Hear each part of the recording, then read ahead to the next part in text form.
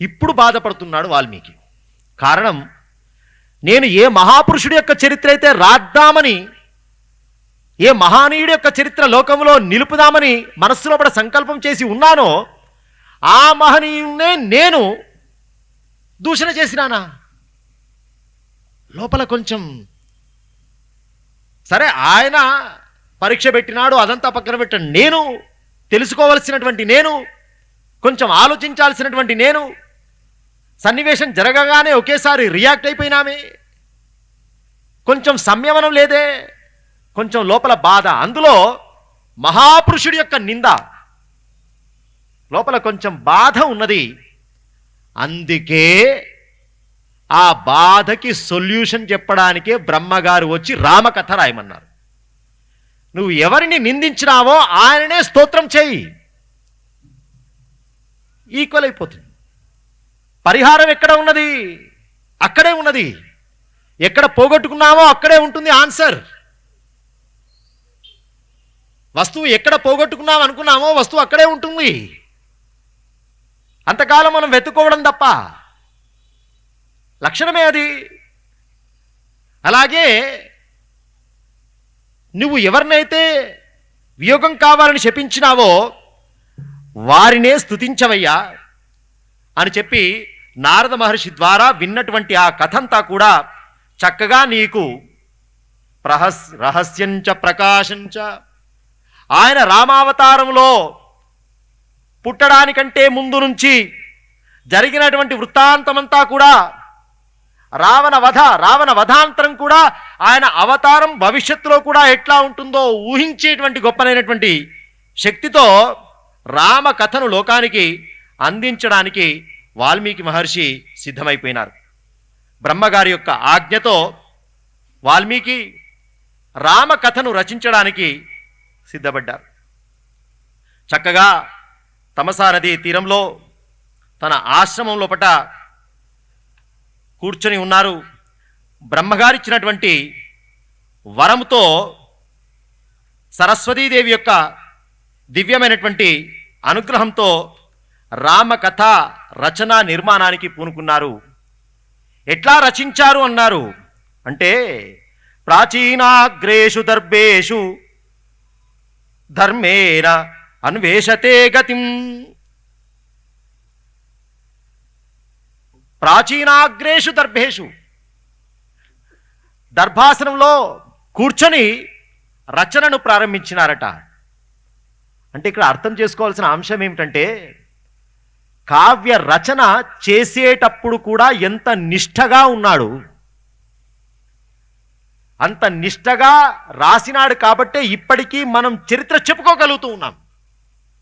ఎంత చెప్పుకున్నా, ఎన్ని రామాయణాలు విన్నా ఇంకా కొత్తదనం కనబడుతున్నది అంటే, ఆ రాసినటువంటి గ్రంథం ఒకే పురుషుడి యొక్క, ఒకే అవతారం యొక్క చరిత్ర అయినా ఆ చరిత్ర ఎప్పుడూ నిత్యనూతనంగా, నిత్య మాధుర్యంగా కనబడుతున్నదంటే ఆ రచయిత అయినటువంటి వాల్మీకి రచించినటువంటి శక్తి గొప్పది.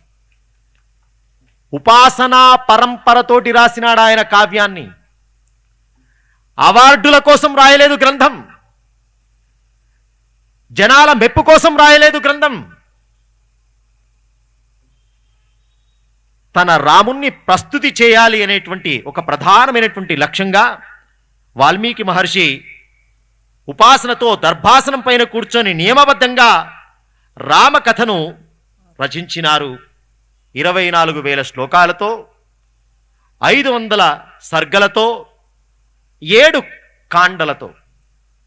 7 కాండల్లో మొదటిది బాలకాండ, రెండవది అయోధ్యాకాండ, మూడవది అరణ్యకాండ, నాలుగవది కిష్కింధాకాండ, 5వది సుందరకాండ అని పేరు పెట్టినారు, 6వది యుద్ధకాండ అని పేరు పెట్టినారు, 7వది ఉత్తరకాండ అని పేరు. బాగా ఆలోచిస్తే 6 కాండల వరకు రచనా నిర్మాణం పూర్తయిపోయి ఉన్నది ఆయన దగ్గర. 7వ కాండ రన్నింగ్, ఇంకా కథ జరుగుతున్నది కదా, రామావతారం పూర్తి కాలేదు. ఇంకా రామాయణం ఎక్కడి దాకా తీసుకుపోయినాడు వాల్మీకి మహర్షి? సీతారాముల యొక్క అవతారం సుసంపన్నమైపోయేదాకా కథ ఉన్నది. ఇది ఎట్లా జరిగింది అంటే భవిష్యత్తును తన తపోదృష్టితో ఊహించి మొత్తం కథ సిద్ధం చేసినాడు. కానీ లోకానికి బయటికి తీసుకువచ్చినటువంటి కథ రామ పట్టాభిషేకం వరకు. అందుకే చెప్పేటప్పుడు కూడా 6 కాండలతో కూడిన ఉత్తరకాండ అన్నారు. రాసింది వాల్మీకి అయినా 6 అని చెప్పి మళ్ళీ ప్రత్యేకంగా ఉత్తరకాండ అని చెప్తారు ఎప్పుడు చెప్పినా. కానీ 7 అని చెప్పడం అనేది విధానంలో లేదు. ఆ చెప్పే విధానం అందుకోసమే. తథైవ ఉత్తరం 6 కాండలతో ఉత్తరకాండ కూడా.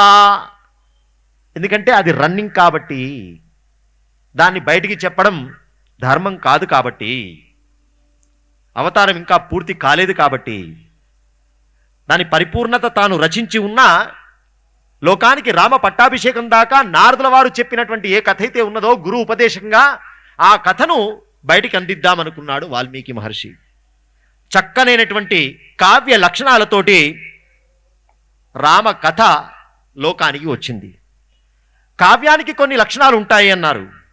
సర్గబంధో మహాకావ్యం ఆరబ్ధం సంస్కృతేన యత్.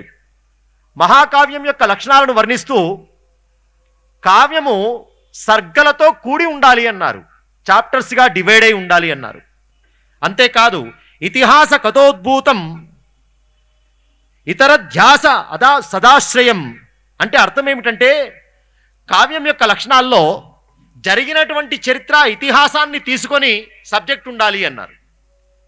ఏదో ఊహ కల్పనగా ఉండేటువంటిది అది ఒక రకమైన కావ్యమైతే, మహాకావ్యంగా ప్రధానంగా జరిగినటువంటి ఇతిహాసాన్ని కనుక సబ్జెక్టుగా తీసుకుంటే అది మహాకావ్యం యొక్క లక్షణంలో పడుతుంది అన్నారు.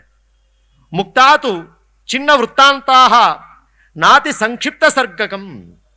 అంటే ఒక చాప్టర్ అంటే సర్గ, ఒక సర్గకి ఇంకో సర్గ ప్రారంభించేటప్పుడు ఛందస్సులో తేడా ఉండాలి. పద్యం యొక్క డిజైన్లో అనేక ఛందస్సులు ఉన్నాయి మనకి.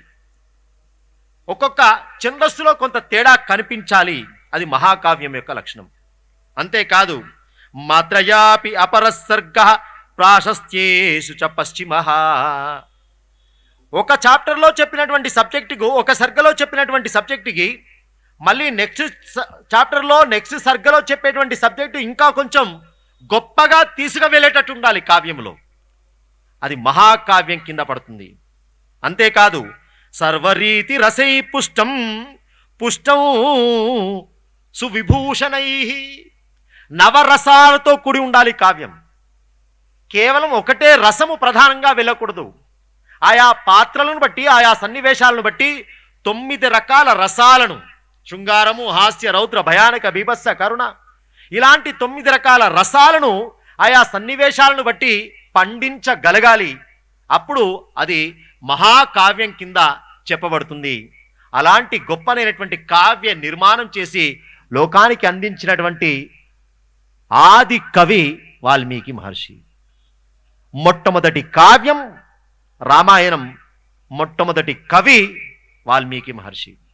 ప్రపంచానికి కవిత్వం అంటే ఎట్లా ఉంటుందో జ్ఞాన భిక్ష పెట్టినటువంటి భూమి భారత భూమి. గురువు వాల్మీకి మహర్షి. కథంతా పూర్తి చేసినాడు.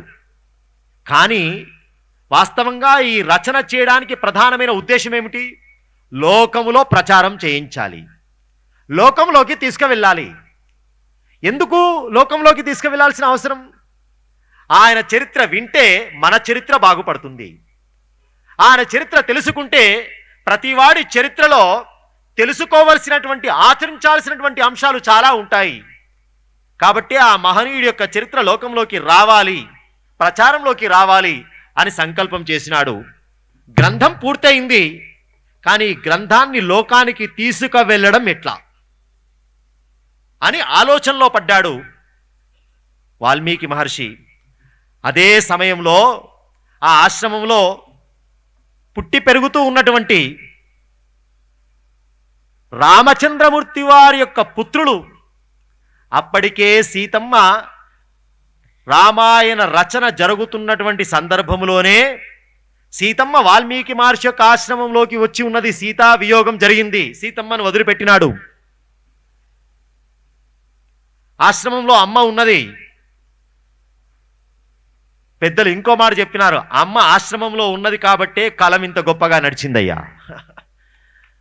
అమ్మ నడిపించింది అన్నారు. నడిపించడం కోసమే వచ్చిందేమో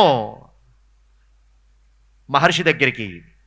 తన స్వామి కథ రాద్దామనుకుంటున్నటువంటి ఆ భక్తుణ్ణి నా స్వామి కథ అన్నప్పుడు దగ్గర ఉండి నడిపించాలి కదా అనుకున్నదేమో తల్లి. సరే, కథలో ఏదో వియోగము శాపము ఎవరో ఏదో అన్నారు, కానీ ప్రధానంగా అమ్మ అక్కడ ఉండి, అమ్మ ఇంట్లో ఉన్న తర్వాత ఇంకేమున్నదండి, అమ్మ నడిపించింది అన్నారు. అందుకే రామాయణానికి సీతాయాశ్చరితం మహతు, రామచరిత్ర అని ఒక పేరు, సీతాచరిత్ర అని ఒక పేరు. ఆయనతో పాటుగా ఆ పాత్రను తాను కూడా అంత ఉదాత్తంగా ఉన్నతంగా నిలబెట్టుకోగలిగింది సీతమ్మ. రామాయణం అంటే రాముడి చరిత్ర కాదు, సీతమ్మ చరిత్ర కూడా. మరి సీతమ్మ చరిత్ర అన్నప్పుడు రామశబ్దం తీసేసి సీతాయనం అనాలి కదా అన్నారు. రామ అనే పదంలో ఇంక్లూడింగ్ రమా, సీతమ్మ కూడా వచ్చి ఉన్నదయ్యా. అందుకే ఆ శబ్దం లోపట. అయినా ఆయన ఎప్పుడు వచ్చినా, ఏ అవతారంలో వచ్చినా అమ్మను వదిలిపెట్టినవాడు కాదు కదా, అమ్మను ఎప్పుడు గుండెల్లో పెట్టుకున్నవాడు కదా ఆయన. ఎట్లా వదిలిపెడతారండి? కాబట్టి చరిత్రలో కూడా ఆ పదం యొక్క పేరులో కూడా రామ అంటే ఇంక్లూడింగ్ సీతమ్మ, రమా. కాబట్టి రామాయణం అంటే ఇద్దరి కథ. అందుకే ఆ తల్లి ఆశ్రమంలో వచ్చి ఉన్నది. అప్పటికే దాదాపుగా 12 సంవత్సరాలు అయిపోయింది అమ్మ వచ్చి. ఎట్లా వచ్చింది? గర్భవతిగా వచ్చింది. గర్భవతిగా వచ్చి అమ్మ ఇక్కడ ప్రసవం జరిగింది. ప్రసవం ఎప్పుడు కానీ పుట్టింట్లో జరుగుతుంది అంటారు మొట్టమొదలు, కానీ అయోధ్యలో ప్రసవం జరగలేదు సీతమ్మది. వాల్మీకి మహర్షి యొక్క ఆశ్రమంలో ప్రసవం జరిగింది. కారణం ఏమిటి అన్నారు? రామచంద్రమూర్తి వారి యొక్క స్తోత్రము చేసి రామునికి పెట్టినటువంటి శాపం, ఇక్కడ రాముడికి శాపం పెట్టినా అనుకుంటూ ఉన్నాడు, కానీ రామునితో పాటు ఇంక్లూడింగ్ సీతమ్మకు కూడా భర్త వియోగం జరిగినట్టే. ఇక్కడ రాముడికి శాపం, భార్య దూరం అయిపోతుందంటే భార్యకు కూడా, అంటే సీతమ్మను కూడా తాను ఇండైరెక్ట్గా నీ నాతుడు నీకు అన్నట్టే కదా. మరి అది కూడా దోషం పోగొట్టుకోవాలని మహర్షి అనుకున్నాడేమో. అది ఎట్లా పోతుంది? ఆయనను కథ రచించి, ఆయనను స్తోత్రం చేసి, గొప్ప కావ్యం రాసి, స్తుతి చేసి ఆయన వరకు రాముడికి ఇచ్చినటువంటి, కానీ అమ్మకు, అందుకే అమ్మకు సేవ చేసుకొని ఆ వృత్తాంతం లోపల సీతారాముల యొక్క పరిపూర్ణమైన అనుగ్రహం పొందినటువంటి వాడు వాల్మీకి. భార్యకి వియోగం జరిగిందంటే అమ్మ కూడా మనసు కొంచెం, ఆ అమ్మకి కూడా అమ్మ యొక్క ప్రసవం, అమ్మ యొక్క పిల్లల సేవ పుట్టింటి లోపల ఒక తండ్రి దగ్గరే కదా జరిగేది. వాల్మీకి ఎవరో కాదు, రామచంద్రమూర్తి వారే అంటారు ఒక స్టేట్మెంటు, లక్ష్మణుణ్ణి పంపిస్తూ ఏ ఆశ్రమం దగ్గర వదిలిపెట్టాలి? లక్ష్మణ, మన తండ్రికి పరమ ఆప్తుడు, గొప్పనైనటువంటి స్నేహితుడైన వాల్మీకి మహర్షి ఆశ్రమం దగ్గర వదిలిపెట్టిరారా అబ్బాయి అన్నాడు. ఎన్నో ఆశ్రమాలున్నా వాల్మీకి దగ్గరికి పంపించడానికి కారణం, వశిష్ఠ, వామదేవ, జాబాలి, కాశ్యప, ఎంతోమంది, 8 మంది ఉన్నారు క్యాబినెట్లో. అవునా కాదా? ఎందుకు వాల్మీకి దగ్గరికి? ఎందుకంటే తండ్రి లేకున్నా తండ్రి దగ్గర నుంచి స్నేహితుడిగా ఉన్నవాడు వాల్మీకి, కాబట్టి పితృతుల్యుడు, తండ్రితో సమానుడు. సీతమ్మను వాళ్ళ పుట్టింటికి పంపిస్తున్నట్టే లెక్క. ఆశ్రమం దగ్గర వదిలిపెట్టిరారా? ఇక్కడికే రావడానికి ప్రధానమైన కారణం, సీతమ్మను సేవించుకునేటువంటి భాగ్యం కూడా ఒక అవకాశం కల్పించినాడు వాల్మీకి. ఇలా వాల్మీకి యొక్క పాత్ర రామకథలో సజీవంగా, అంటే తాను లైవ్ క్యారెక్టర్. వాస్తవంగా ఆయన ఉన్నప్పుడే జరిగింది, రాముడు ఉన్నప్పుడే రాసినటువంటి కథ ఇది. ప్రాప్త రాజ్యస్య రామస్య, రామాయణం ఎప్పుడు రచింపబడ్డది? రచింపబడ్డ తర్వాత రామకథ జరగలేదు. రాముడి పట్టాభిషేకము తర్వాత రాముడు రాజ్య పరిపాలన చేస్తున్న సమయంలో రాముడి యొక్క ఇల్లాలైనటువంటి సీతమ్మ ప్రజలందరి యొక్క మాట ప్రకారం రాజధర్మంగా తాను వదిలిపెడదామని నిర్ణయం చేసుకొని సీతమ్మ యొక్క వియోగం వాల్మీకి మహర్షి దగ్గర వదిలిపెట్టడం అప్పుడు ప్రారంభమైంది రామకథ. అప్పుడు జరిగిన సన్నివేశాలు. 12 సంవత్సరాలైంది అమ్మ వచ్చి, గర్భంగానే గర్భవతిగా వచ్చింది. వచ్చిన తర్వాత ప్రసవం జరిగింది. ఆ ప్రసవం జరిగినటువంటి సందర్భంలో శత్రుఘ్నుడు కూడా ఆశ్రమంలో ఉన్నాడు. రాముని యొక్క తమ్ములలో చివరివాడు శత్రుఘ్నుడు. శత్రుఘ్నుడు కూడా వాల్మీకి మహర్షి ఆశ్రమంలో ఉన్నాడు. ఎందుకున్నాడు? ఆయన లవణాసురుడు అనేటువంటి ఒక రాక్షసుని చంపడానికి బయలుదేరుతూ మార్గ మధ్యలో రాత్రి అయిందని చెప్పి ఆశ్రమంలో ఆగుదామని ఆగాడు. ఆయన రావాలని రాలేదు. కానీ ఆయన వచ్చినటువంటి ఆ సమయంలోనే ఆ రాత్రే మహర్షి దగ్గరికి ఆ ఆశ్రమంలో ఉండేటువంటి ఋషిపత్నులు వచ్చి సీతమ్మ 2 కవల పిల్లలను ప్రసవించింది అనగానే వెంటనే మహర్షి ఆ పిల్లలకు రక్ష చేయాలనేటువంటి ఉద్దేశంగా తన చేతిలో ఉండేటువంటి దర్భలను తీసి 2గా చేసి ఈ అగ్రభాగం ఒక పిల్లవాడి దగ్గర, మిగిలిన భాగం ఒక పిల్లవాడి దగ్గర పెట్టండి అని చెప్పి రక్ష చేసి పంపించి పెట్టించినాడు. 2 ఒకే సమయంలో పుట్టినారు. దీంట్లో పెద్ద చిన్న ఎట్లా చెప్పాలి అన్నారు. 2 ఒకే సమయంలో పుట్టినప్పుడు పెద్ద చిన్న చెప్పడానికి లేదు, కష్టం, కవలలు. కానీ వ్యవహారంలో నడిపించాలంటే ఏదో ఒక పేరైతే ముందు నడిపించాలి కదా. అందుకోసం దర్భలను బట్టి మంత్ర అనుష్ఠానం వల్ల ఆ దర్భలను పై భాగం ఏ పిల్లవాడి దగ్గరైతే పెట్టినారో దర్భలను కుష అంటారు సంస్కృతంలో. దర్భల యొక్క పై భాగం ఏ పిల్లవాడి దగ్గర పెట్టినాడో వాడు జ్యేష్ఠుడు, వాడు కుష. ఆ అబ్బాయి పేరు కుష అని పేరు. ఇక ఆ దర్భలలో కింది భాగం, చివరి భాగం లవము. అది పెట్టబడ్డటువంటి పిల్లవాడి దగ్గర పెట్టబడ్డది కాబట్టి ఆ పిల్లవాడికి లవ. అట్లా వచ్చినాయి పేర్లు. వాల్మీకి మహర్షి యొక్క రక్షణాపూర్వకమైనటువంటి శక్తితో వచ్చిన పేర్లవి. లవ కుష కాదు, కుష లవ. పెద్దవాడు కుషుడు, తర్వాత లవుడు అని చెప్తూ ఉన్నారు. వాళ్ళు ప్రసవించారు, పిల్లవాళ్ళు పెద్ద పెరిగినారు, 11 సంవత్సరాల వయస్సు వచ్చింది. వాల్మీకి మహర్షి ఉపనయనం చేసినాడు. గర్భేకాదశేషు రాజన్యం, 11 సంవత్సరాలకి క్షత్రియుడికి ఉపనయనం చేయాలని శాస్త్రం. మరి రాముడు రావాలా? సమయానికి సంస్కారం చేయడమే గురువు యొక్క లక్షణం. ముహూర్తం పెట్టుకున్నాం, పురోహితుడిగా ఒక నిర్ణయం చేసిన తర్వాత వాళ్ళు రావాలి, విఐపీలు రావాలని చెప్పి ముహూర్తం ఆపుతామా? సమయానికి జరగాల్సినటువంటిది జరగాల్సిందే, అది పురోహితుడి యొక్క లక్షణం. కాబట్టి ఏ సమయంలో ఏ సంస్కారం జరగాలో ఆ సంస్కారం అందించడమే గురువు యొక్క లక్షణం. కాబట్టే పుట్టిన పిల్లవాళ్ళు మునుల దగ్గర పెరిగితే వాళ్ళ పెంపకం ఎంత గొప్పగా ఉంటుంది. రాజకుటుంబంలో పెరిగితే, మునుల దగ్గర పెరిగితే ఎంత గొప్పగా ఉంటుందో చూపించడానికే తన పిల్లల్ని గురుకులంలో పెంపించాడు ఆయన. ఆశ్రమంలో కథ ఎట్లాగైనా నడిపించవచ్చు రామచంద్రమూర్తి వారు. ఆశ్రమంలో పిల్లల యొక్క పెంపకం జరిగింది, అందుకే అంత గొప్ప సంస్కారం. ఉపనయన సంస్కారం అయిపోయిన తర్వాత గురుగారు అని చెప్పి ఎప్పుడైతే రామకథ పక్కన పెట్టుకొని దీన్ని ఎట్లా లోకంలోకి తీసుకువెళ్ళాలని ఆలోచన ఉండి మనస్సులో సంకల్పం చేస్తున్న సందర్భంలోనే ఈ పిల్లవాళ్ళు వచ్చి నమస్కారం చేసినారు. రోజు నమస్కారం చేస్తూనే ఉంటారు.